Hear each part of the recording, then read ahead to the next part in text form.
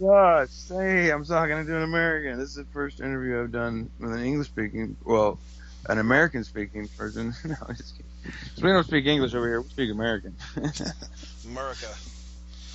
We have elevators, and we don't know what a lift is. I sure as fuck don't. No, I'm just kidding. Oh, Hey. it's nice talk to you. Yeah, it's all good, man. So you guys got a new album coming out March 25th, Uh, Tango Umbrella. What's up? Tango Umbrella that's got a nice ring to it, don't you think? It doesn't sound that does that sound like a metal record to you, Tango Umbrella? Yeah, Tango Umbrella. It's kind of like the A Team. Oh What well, was it? see that Whiskey Tango that's Foxtrot. yeah, yeah.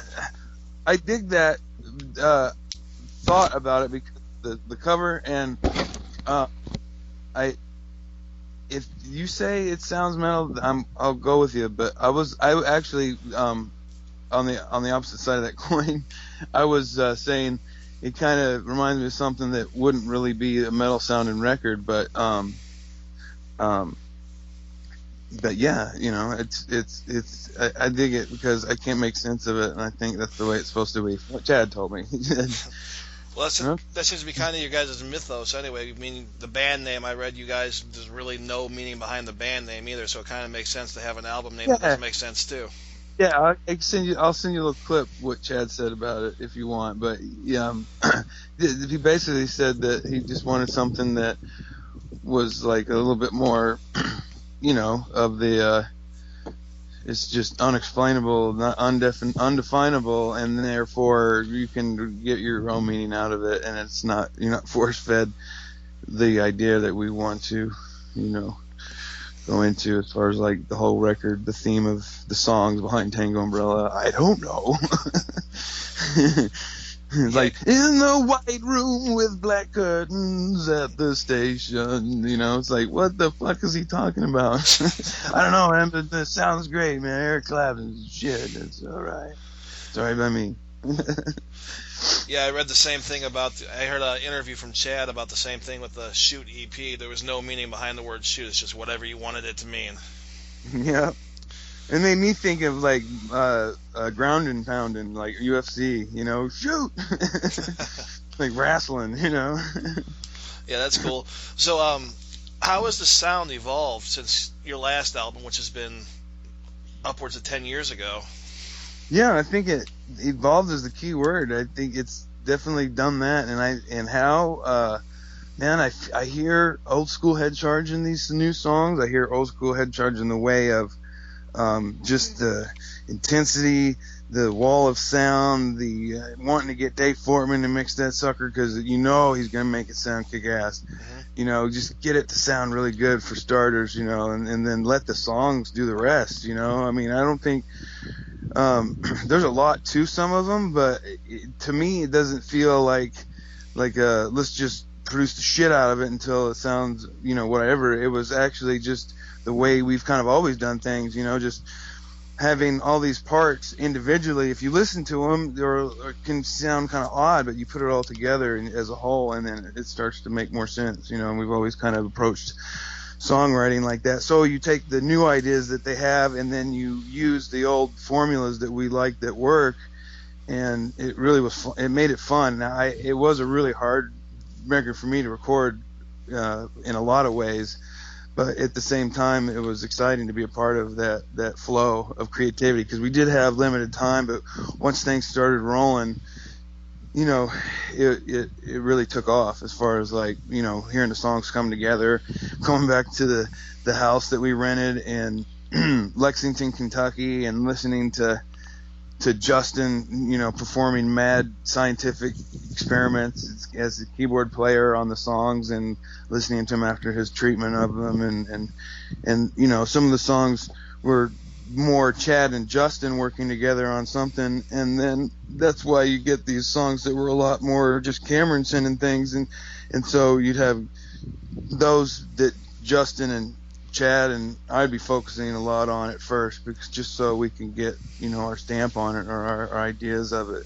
So it was a lot of bouncing ideas back and forth. SoundCloud, Dropbox. You're in California. I'm in Indiana, he's in Minnesota, you're in Vegas, and we're just all getting things back and forth. And so it was good when we all finally got together to hash all that out, because there was just so much to go through. Because you're right, it was a long time, and so we had the time to collect quite a few songs. So I think the critical part in all that, especially being able to use Dave Fortman, was picking the lineup, picking the songs that we were going to use, having so many to choose from, even after doing the shoot thing. And then on top of that, from the original demos, I was getting a lot of leading up to the record, not just but a few months leading up to recording it.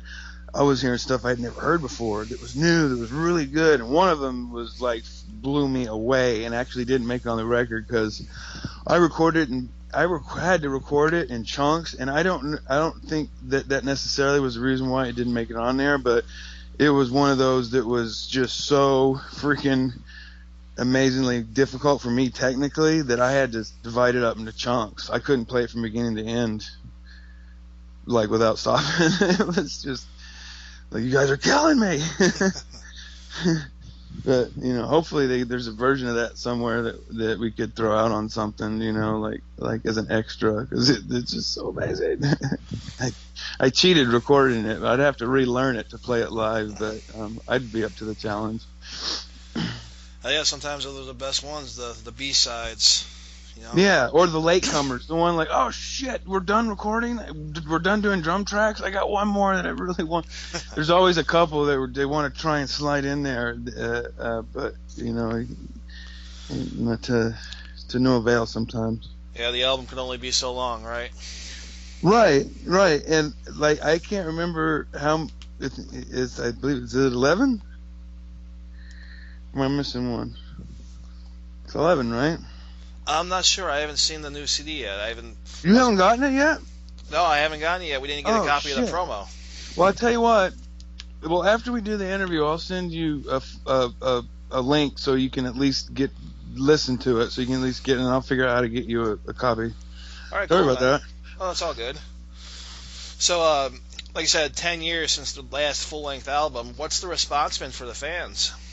Well, amazing, because overwhelmingly supportive, because there wouldn't be a new record right now if it weren't for the fans. And it was all with the Indigo fundraiser, and they picked an amount that I thought there's no way we're going to raise that, and to much our surprise, especially a couple of us, they did it, and we were like, whoa, so it was an eye-opening experience. It was like really motivating to say, well, there it is, so let's take it to the level, let's take it up to the level we know we need to make this happen, so it was a wake-up call, and it was a good feeling to be able to go, yes, we can go in there with confidence, knowing that we're going to be able to do this, the way we want it, and not have to sacrifice anything with sound and or art or anything like that we can really do it right. So the fans have been really supportive. We did miss a couple of deadlines, and it was originally, when we started the Indigo thing, we said, well, we're raising money for the release to be at this time, and we kind of missed that, and then missed another one. So it did have like the beginnings of the whole kind of like Guns N' Roses itis, where you keep saying it's coming and then it doesn't. So I'm glad we got it nipped in the bud and were able to get it to mastering and get it to the label when we did. So yeah. So we shouldn't be expecting a Chinese democracy then? Oh shit, no. Oh hell no. Yeah, cool. I like the way they envisioned the songs together on the record. I like the way they laid it out. I love the songs they picked.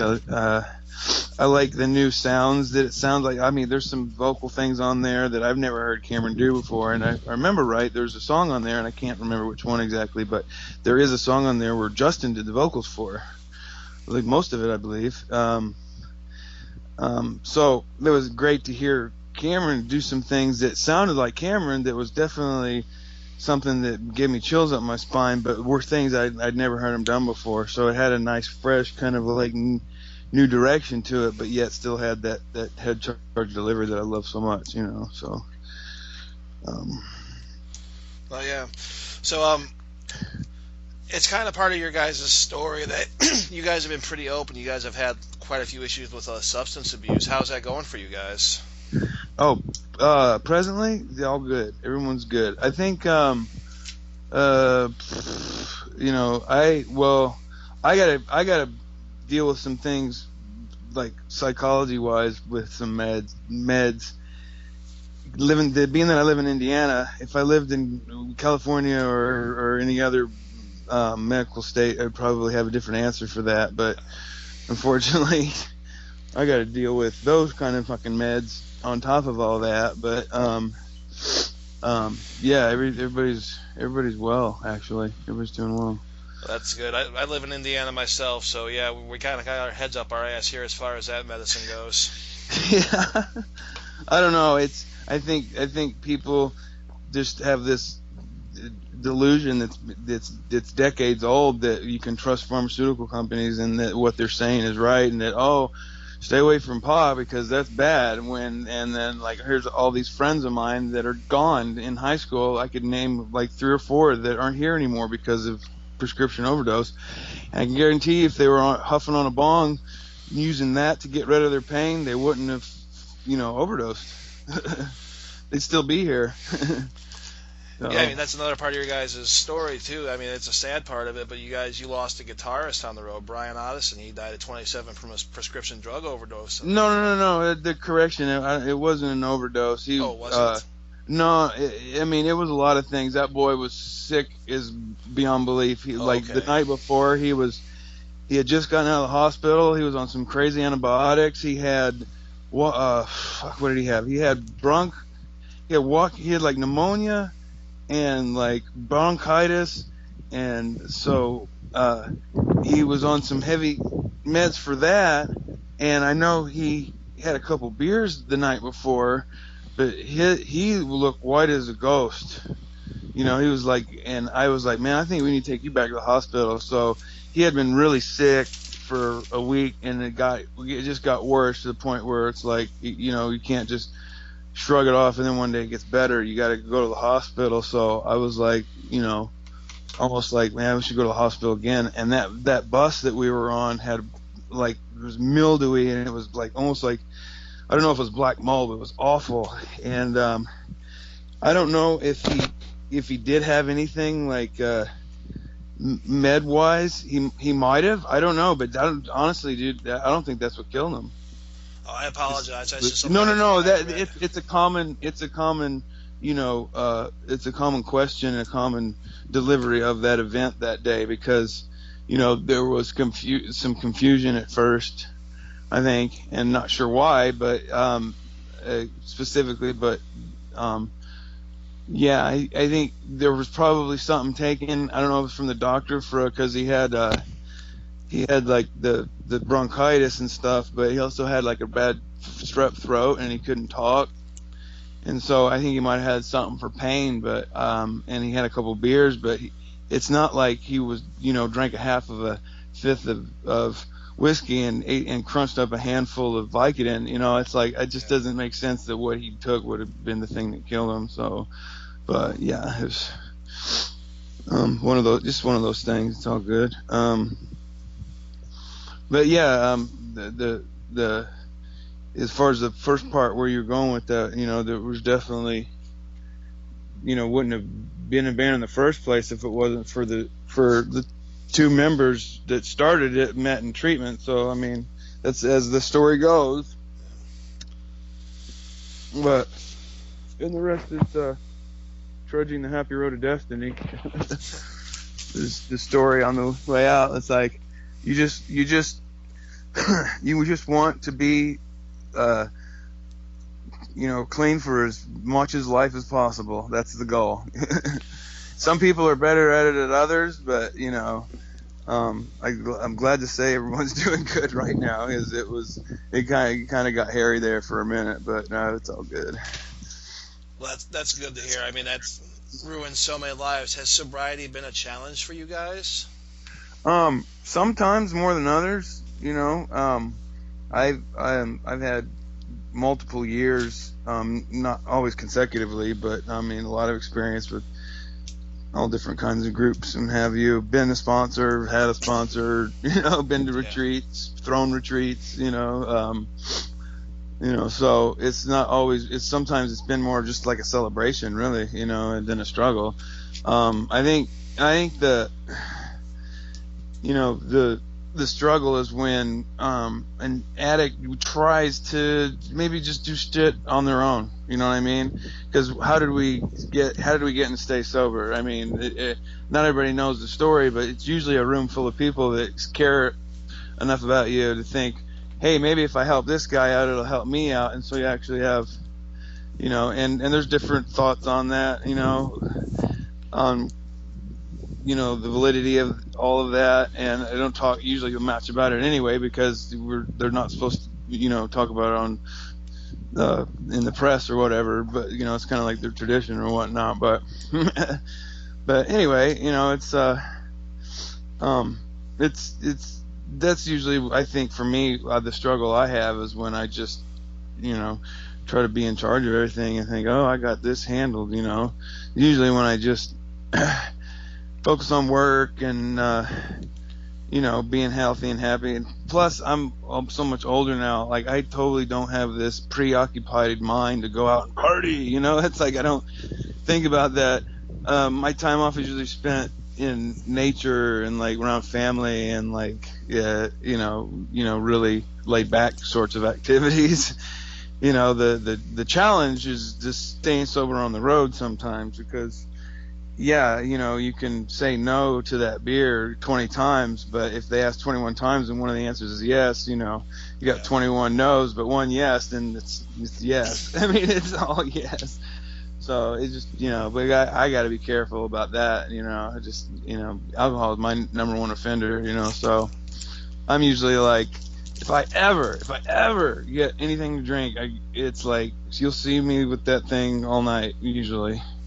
And then sometimes, I don't know, I've had moments in the past where, halfway, three-quarters way of the tour, that it's not the case anymore. Like by the end of the night, I've had two or three, but the days of like, putting down a case during the day and then figuring out at night what bar is going to stay open late for us because we're head charge, those days are done, man. I got a funny story about that though. I back in the day when we were trying to break on through to the other side and all that shit, just hit it hard. Um, I was drinking a lot of Sambuca with Slayer when we were doing the God Hates Us All tour, and I got really drunk, like way too drunk, and I crawled off the bus. And Jeff Hanneman looked down at me as I'm on the ground getting up. He said, "Pace yourself, boys." You've been doing this for a lot of years, and the reason we're still doing it because we know how to pace ourselves. And he said, just so you know. And I'm like, thank you, Jeff. Yeah, those boys in Slayer can drink. I had Kerry King drink me under the table a couple years ago on the Mayhem tour I was out there with. It's Like, with about, amazing. He's not that big. Man no, can he's drink. not. Well, he can put him back.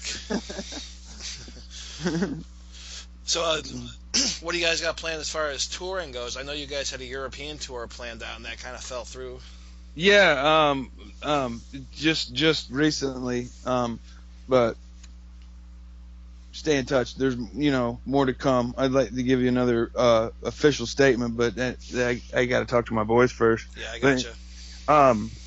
but there are dates set in the U.S. that are tentative. That are wait. Actually, no, they're not tentative. They're more than tentative. They're advertising them now. So yeah, with Mograder, there's lots of dates, and so we're going out and doing that. And then I'm not for sure because like I said, I haven't talked to him yet. But my hope is that we all get together and figure out how to get back to the UK as soon as possible. As when that US run is done, that we get back there ASAP.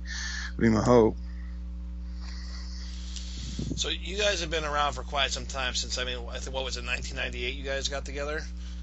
Well, there were a few names. I think there was Gestapo, Warsaw Gestapo Pussy Ranch, and Flux, and then they found out there was another Flux, so they changed that. and then Chad came out with an amazing whipping out of the asshole American Head Charge, and then I think I joined around 97 as the keyboard player, and they already had the name American Head Charge, and I helped them with replacing their keyboard player at the time in 97. And so I don't know, maybe they got together around 95, 96. Okay, well, what's the biggest change that you guys have seen in the industry in that time? I'd say the labels, and how the labels work with bands and how much they do, and it's like the frequency of which they, and the amount of money that they put into bands. I think there's a lot more thought and really, what am I gonna say? I'm not necessarily frugal, but just what you need at the time or what's going to work. Let's not throw a couple $100,000 at it and throw everything to the wall and hope it sticks. Let's be methodical about it. So I think it's just changed the way the music industry does business. I don't think there's as much. I don't think everything is as big. I think things kind of slimmed down. It seems like where there's probably not as many interns at the labels. Like people in the label wearing multiple hats, maybe not as much. The job titles of the label, what are they? Like publicist, A&R, whatever. Like I'm sure that there's some slimming down done, and trying to think about how they're gonna. So I read an interesting article. It was years back, but it was Rick Rubin talking about where he thought the music business was going, and I know one thing he talked about was he was certain everything was going to go to, giving money to specific labels to have access to their entire catalog, and you just give them a monthly fee to have access to all of it, and then the unions get the musicians paid. Some of these radios, I don't know. I just don't know. I haven't made up my mind about it yet. Like the Spotify and Pandora, it's like, how well do they pay the people that they're, playing? I don't know. I need to do some more research on that. But I think there's still a little sketchy behavior, going about. I think a lot of times we get the ass into things, Yeah. A lot of times people scrambling about trying to collect on all the booty, and they forget that we're the ones leading the charge in, trying to rustle that up for everybody. So I just want to make sure I see bands being more self-supporting, more business oriented, like wanting to get a tax ID and do it all themselves, and just try to find distribution and marketing and just trying to leave the labels out of it. I've seen that more. I've seen a lot more availability of recording equipment, but not necessarily the sound quality going up. I mean, there's something about some of these old school recording places that had 2-inch and all this cool old, like the freaking the attenuators, or the gain stages of, or the inputs of I'm just trying to find the right words and it's fucking me up right now. Sorry. The inputs of like that like the Beach Boys used, and like all these bands that have these great sounds, like down in Muscle Shoals, where like the Stones and like Standard recorded. You hear all these old recordings like Nirvana's Nevermind.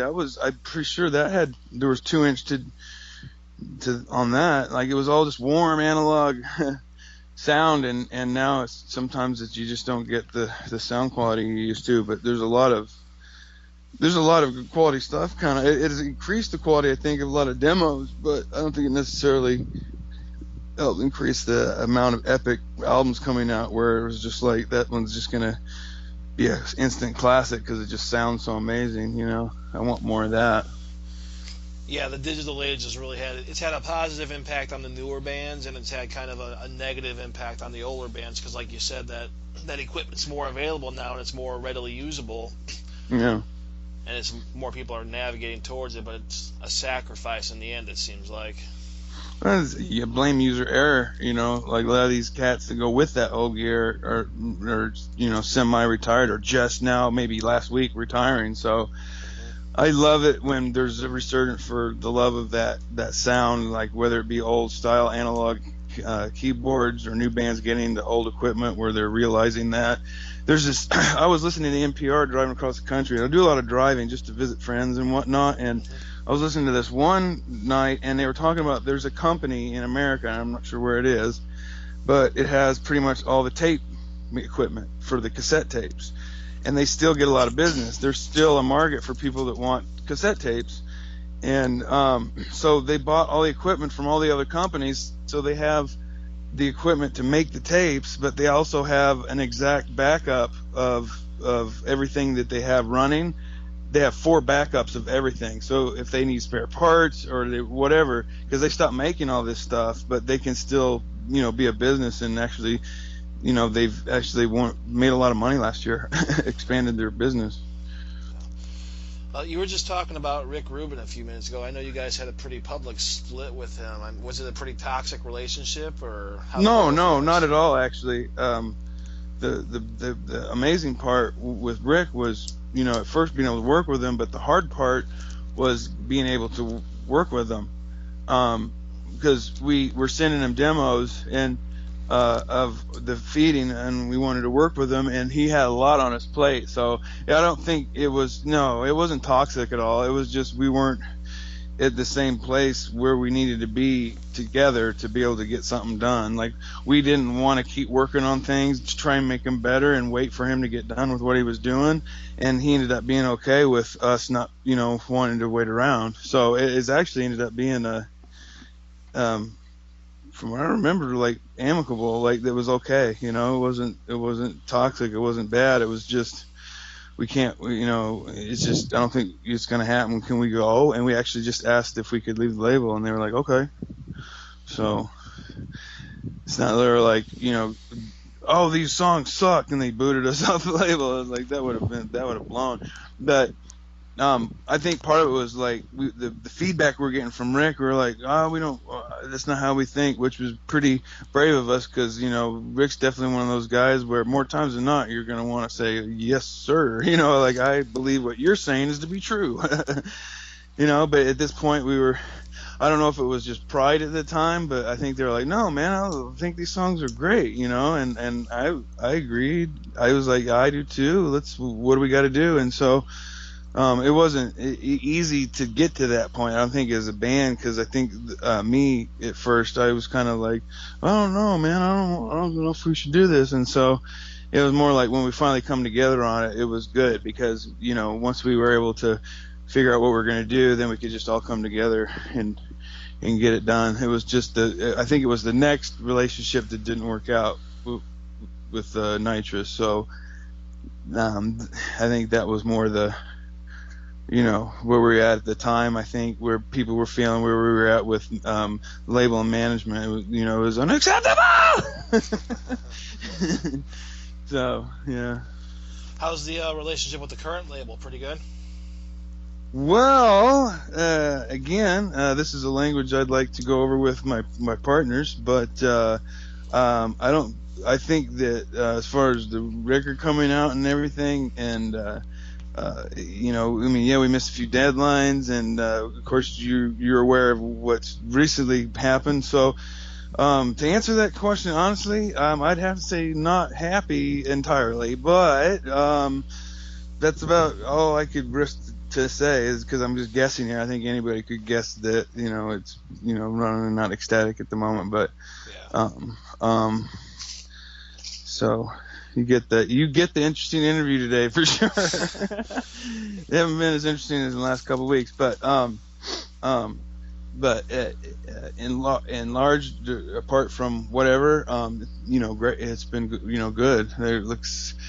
They were glad to acquire us. They were really excited about the material they were hearing, and the quicker we got it to them in the state that it was, we were confident that this is it, then things going good. Plus, they got the really good marketing in Europe, and they've been doing really well with getting us. Their publicists are getting me hooked up with interviews and when stuff with magazines, and it's exciting. And on the other side of that coin, I believe they're probably really happy that we got the number two most requested, or the number two most anticipated record of March 2016. Correct? Is that right? Does that sound right? That sounds about right. Okay, cool. I just want to. Yeah, I mean, I thought that was pretty cool. You know, we got a lot of votes for that, and it was a close second under Asking Alexandria, but I thought that was nice of people to vote us in like that. I'm sure they were happy about that. Napalm, love them. Love you guys. So, if you could go on tour with any band, who would it be? Kiss. Kiss. Awesome. Yes, Awesome. because I tell you what, honestly, that was never, when I was growing up back in the day. I wasn't lucky enough to find that band and experience that at a young age. But the reason why I say Kiss, because I know Chad would be smiling from ear to ear, and the only stipulation with on a couple of solos, he'd be able to come out and do some Ace Frehley solos on stage with Ace. That would be awesome. I gotta say, I've seen them live myself, I think 15 times since 2000. I mean, every time it's just better and better. Yeah, dude. I would like to actually start having a focus on, because we haven't forgotten, and we really do love the whole aspect of the live show. And I want to see us do a little bit more old school head charge things, where, like back in the day, we get pretty outlandish with our stage ideas, and I'd like to see us invest into that, especially on headline run, to get the stage thing. So it's like you're not just watching the band the next week under the same stage house lights as you did last week. I want it to be unique and interesting and different, and something to work for, because it's exciting now with the price. For me, with the price of these flat screens coming down, it'd be cool to be able to get some visuals too, like linked up with the click and me and Justin going at it, and then it goes with the show. And like, I'd love to put some stuff like that together a lot. I'd love to do that, because like when I go see, like years ago when I saw Nine Inch Nails play, it really had an effect on me, the stage wise, because I A-B'd it to the first time I saw them, which was the first record of their first tour in Cincinnati, and their setup, though it was the first of everything, I remember they put a lot of effort and thought into it, and it was really cool. And I was like, that was neat. And then so when I saw them years later, I just saw them do the same thing with the budget that they were at. They were just making it different, really cool, and using a lot of the same equipment that these production and these bands use, but they were doing it in a really interesting, kind of unique way, rule breaking, where they make their own rules. I like that. Yeah, it's always cool to put new things into your live show. I mean, the more production, I mean, it gets costly, but it's ultimately a better show. Well, it to me, it's like I when we come into certain clubs, that's why when I get that feeling when walking to certain clubs and I see certain equipment, I'm like, and then you go into the next night, and it's like, that's where it comes from. It's just I just want. It doesn't have to be over the top. It doesn't have to be too much. It can be within our budget. But I'd love to see, a consistency with the theme, or our idea we're having for the visual aspect of the show, as far as like we're gonna use for lights and visuals and whatnot. I love, when I was a kid, I saw Porno for Pyros play, and they had these two girls spinning on these monkey bars, like on side of the stage, with like spitting fire and stuff, and like pasties over their nipples. And I was like, this is interesting. Do something like that. So get Aaron on stage doing keyboards and like hammering nails into his nostril cavity. That definitely be. So go ahead. Sorry. It's all good. It's all good. That would be interesting to see, though. So, what are you listening to now, modern music wise? I like. And there's some new records that come out that I like. I I dig. I said this in another interview, but I just keep going with this way with this question because it's just honest. I can't. I was listening to my radio in my car, and I got the Sirius radio, so I got some pretty good stations. But I love listening to the new Fear Factories and Megadeth and some bands that I've loved for years, and that I'm glad to see them come out with stuff like Metal Church and Testament. I believe maybe coming out with one, and um, I like the new. Not Sepultura, but